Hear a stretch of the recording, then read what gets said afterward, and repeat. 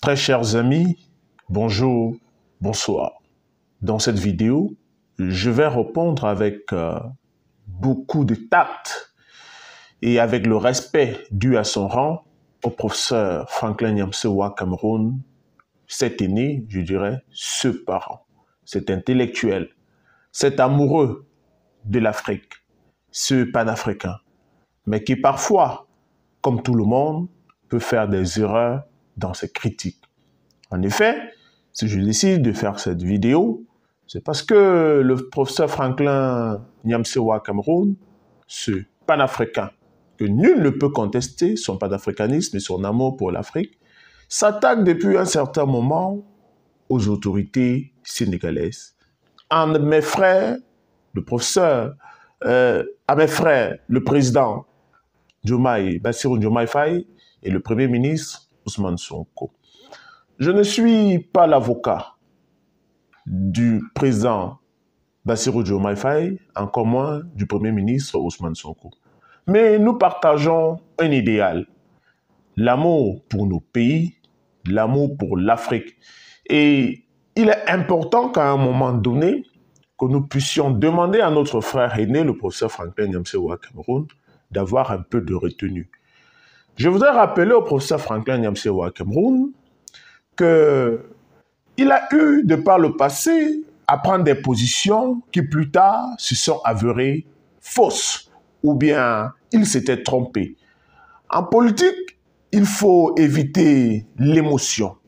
Il faut mettre par devant tout la raison et surtout avoir des analyses objectives comme il le fait le plus souvent et dans la plupart des cas, voire 80%, il le fait objectivement.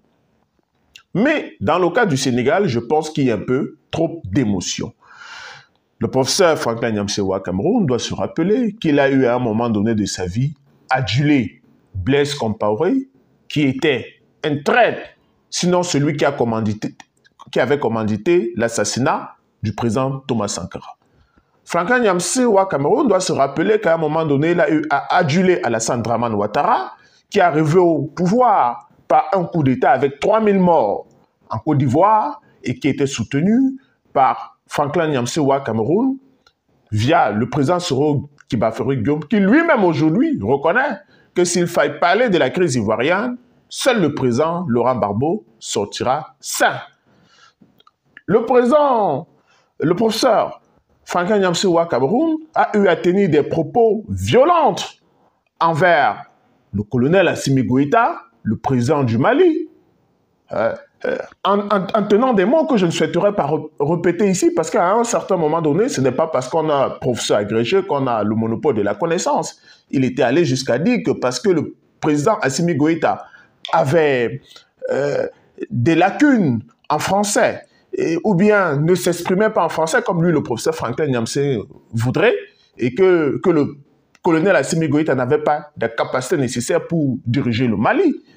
Encore que ce n'est pas en s'exprimant bien en langue de Molière ou en langue d'autrui tu fais de nous un bon dirigeant.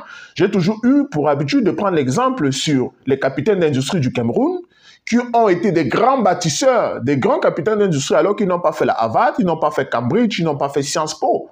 Mais ceux qui ont fait Harvard, Cambridge, tout ça ont coulé ces entreprises. Donc, avoir appris la langue d'autrui ne fait pas de nous des bons dirigeants ou des bons leaders. Il faut faire très attention.